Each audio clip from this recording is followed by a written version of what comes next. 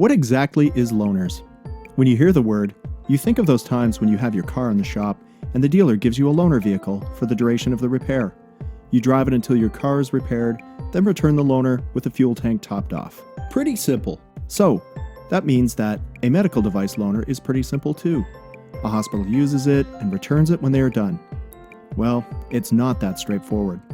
Let's start from the beginning. Way back in the 20th century, there were substantial advancements in the medical field, especially in the area that involved devices and technology. In the latter part of the 20th century, new metals and materials were being developed for joint replacements, and advancements in electronic endoscopy radically changed the way doctors operated on people by working with tiny cameras on tiny scopes requiring only tiny incisions. With these great advancements came a downside. The size, complexity, and cost of these new surgical systems increased exponentially. What a doctor used to do with a scalpel, a hammer, and a few instruments now required a small skid of complex instrument trays and equipment. This made life more difficult for everyone involved. The medical sales rep now had a real challenge selling these new systems. No longer could he carry these items in his bag of products. One day, someone had a great idea. Why don't we put together a system that our sales rep can take into the hospital so the surgeon can actually use it on a patient? We will loan it to them. And we'll include all of the sizes and shapes of implants so everything goes smoothly in surgery. Then, when we get it back, we will just charge the hospital for what they used. Great idea, Mary.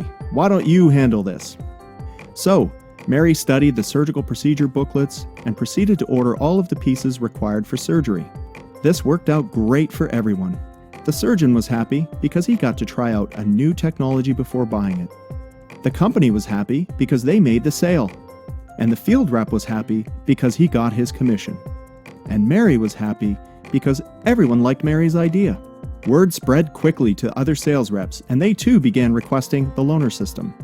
Mary had to come up with a way of keeping a schedule on who wants the loaner and when. So she bought a whiteboard and manually kept track of the loaner system. Soon, there were too many requests for the loaner system, and they had to add another, then another, then another. Then, the sales reps started asking for more types of surgical systems that they could borrow to demo or use in surgery as well. Then more, then more. Mary was overwhelmed. Soon, they moved the loaner sets and Mary's desk into the warehouse where there was more room. Then, they hired more people to help Mary manage everything. The loaner department quickly became a crucial and expected service in the medical field. Not only was the loaner department providing demo and evaluation systems for the sales force, it was providing existing customers with supplemental inventory for peak caseloads and covering equipment while it was being repaired. With this new service came unforeseen challenges. Shipping and scheduling, sets crisscrossing across the country, late loaners, incomplete sets, billing discrepancies, lost or damaged instruments, open boxes, and the list goes on.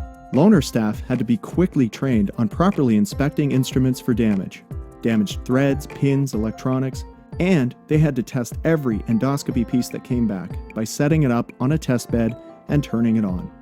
They even had to inspect every little crevice and hole or cannulation for proper cleaning. Scheduling and tracking loaner equipment was a time-consuming and manual process, relying on paper trails. It's no surprise that inventory began to go missing at an alarming rate. There was no software that existed to handle the complexity and specificity of the medical device loaner service. So, folks began using larger whiteboards, Excel spreadsheets, or sometimes clunky Access databases. Unfortunately, this wasn't a multi-user environment and was prone to file corruption and loss of data. On the other side of the fence, for the hospitals and sales reps, this new service freed up resources for surgeons to use new technology before buying it. They loved it. It was a heyday for sales reps.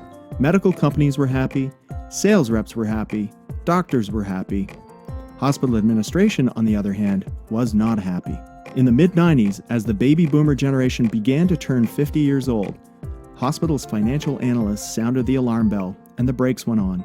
Hospitals had to cut back on spending, otherwise the spending trend would be unmanageable.